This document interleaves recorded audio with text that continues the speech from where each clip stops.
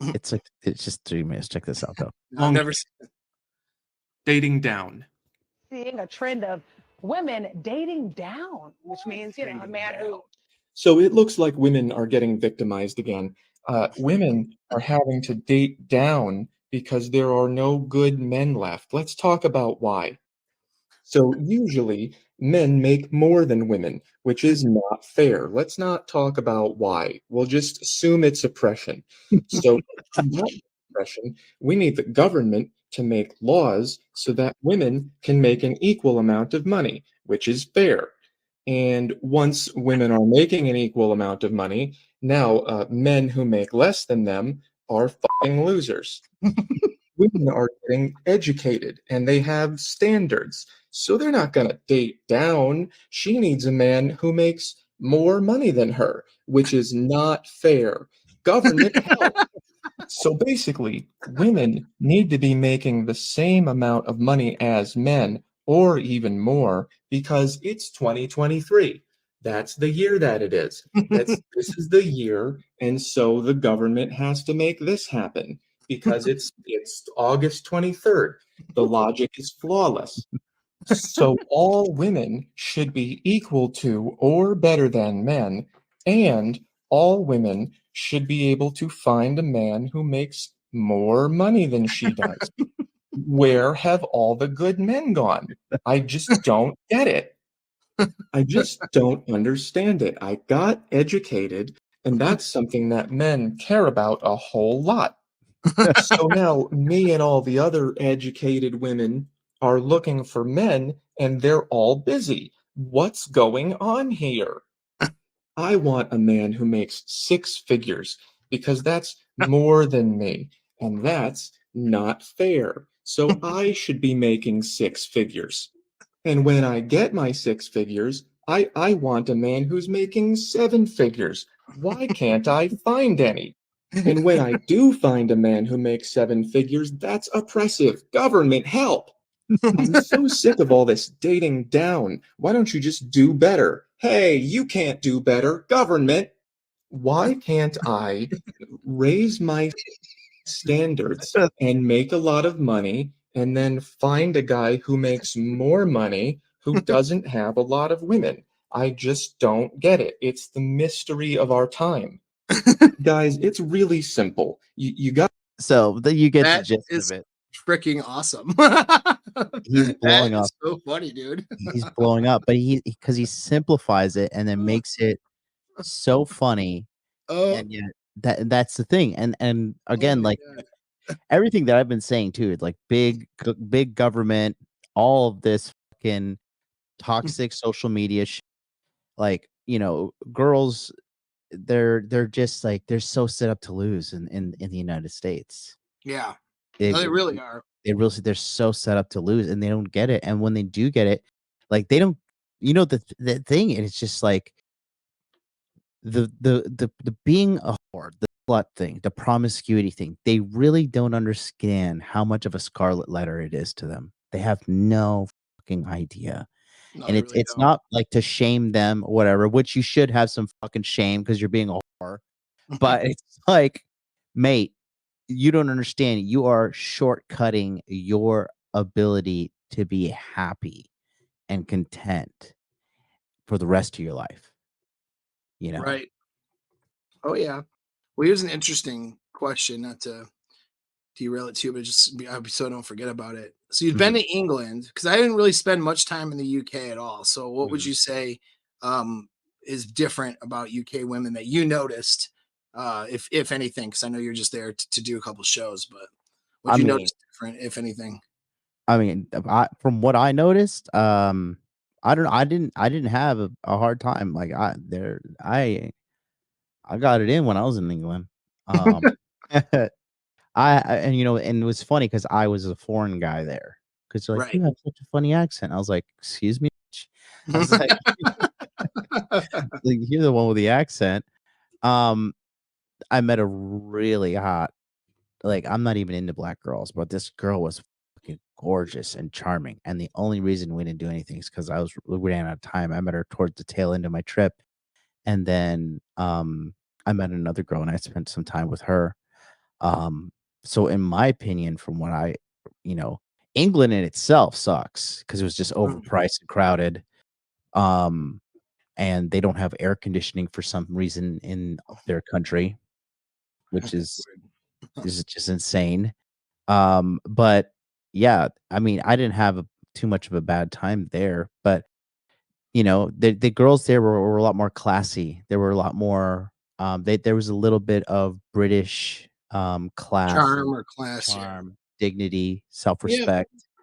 yep. You And know, that's what from the British women I've met, but they've all met them outside of England. That's what I noticed too, but I didn't notice, because you can notice different like cultural trends, like, and it's just it's not even just that women are slutty in the United States. It's not the only part of the problem. That's a Mhm. big part of it, but it's like That's a there's gigantic part of it. yeah, but there's slutty in this way that is they're angry and entitled about Mm, their sluttiness. It's like they go home with some goofball from the bar after getting wasted, bang them because they haven't gotten banged in a while, and then trash the guy for the next 3 weeks until they find another guy. You know what I mean? It's just like they get in with their boyfriends, they trash their boyfriends.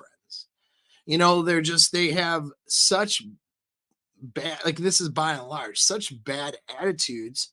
You got girls who, I mean, they're really following those pragmatic, what they perceive as pragmatic lines, but it's through the lens of social conditioning in the United States. And so, like, these girls, it's not uncommon when you have a moderately good-looking girl who's in her 20s, early to mid 20s, to be having a sugar daddy or two, some older guy that they bang occasionally for $100 or $200 or a little bit of coke or whatever. They'll have a boyfriend that they don't bang very often and degrade, and then they'll cheat on said boyfriend with guys that turn them on, that they meet here, there, wherever. You know what I mean? It's not uncommon.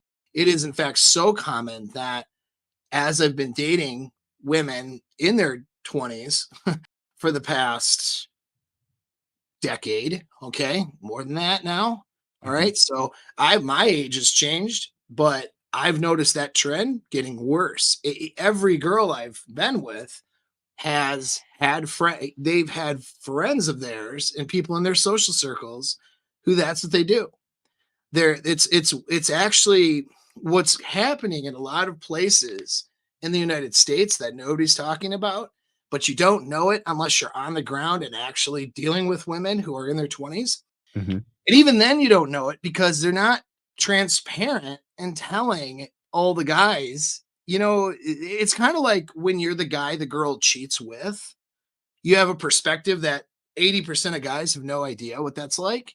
And so 80% of guys have this picture and this image of women and how they see women in regards to cheating. But you Yeah. kind of have been behind the curtain and you know that, wait a second, this is not how they are. And in fact, this is not just a thing that only hoes do. And I can just have this, duplicitous mindset of good girl, bad girl. Like, no, there's girls of every part of the socioeconomic ladder and behavior and appearance that are coming to me to cheat, you know what I mean, on husbands, boyfriends, or whatever, who are the stable guys.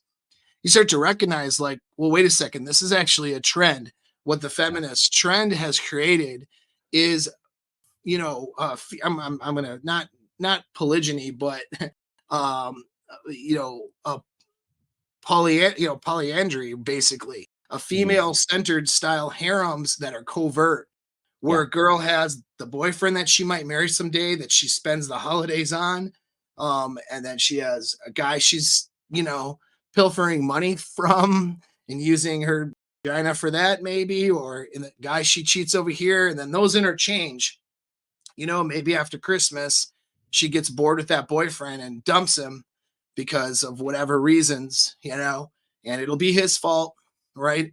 Not really, but in her mind. And then she'll be single, but she never was in a relationship, really. Like, she just had all of these little avenues. And if they're not actually executing those avenues, they're open door orbiting, you know? So Yeah. it's like I have the orbiter on freaking standby to take me to dinner when my boyfriend upsets me right around January, February after the holidays are over. I Yeah. mean, they're following these predictable patterns, and it's like It just yeah. yeah, it I was gonna say it just happened to me in Japan. Like, it just yeah. happened to me in Tokyo the other day.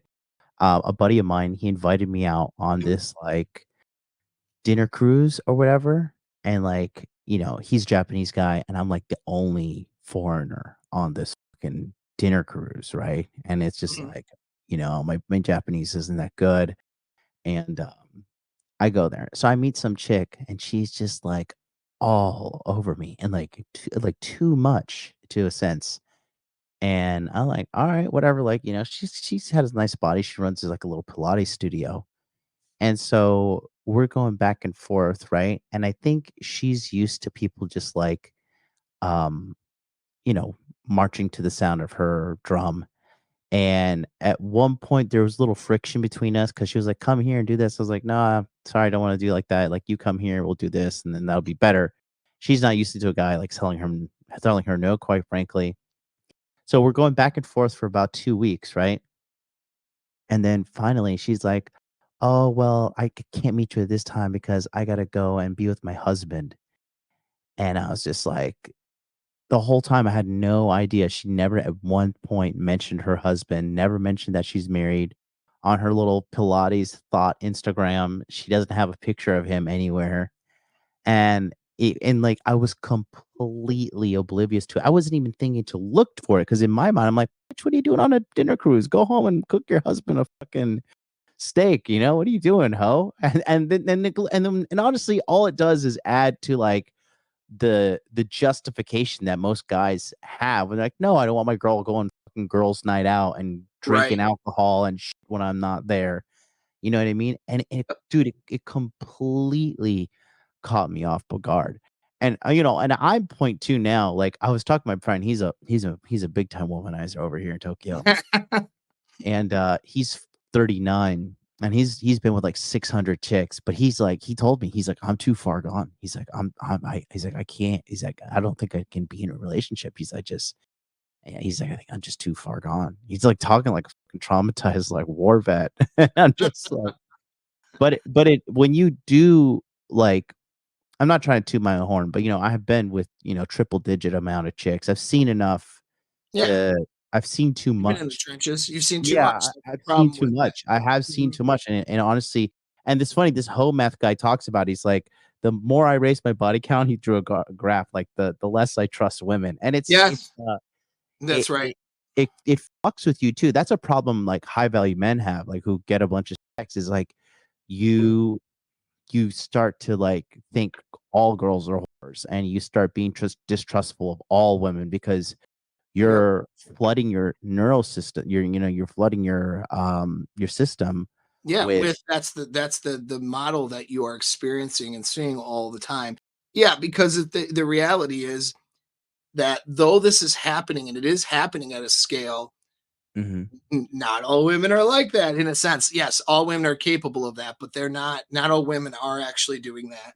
And there mhm, are women out there who, even if they sort of, you know, started this process, they're not so far gone into just, being so divisive towards men and the way that they treat them in their relationships, that they're not, that a different frame couldn't alter their path.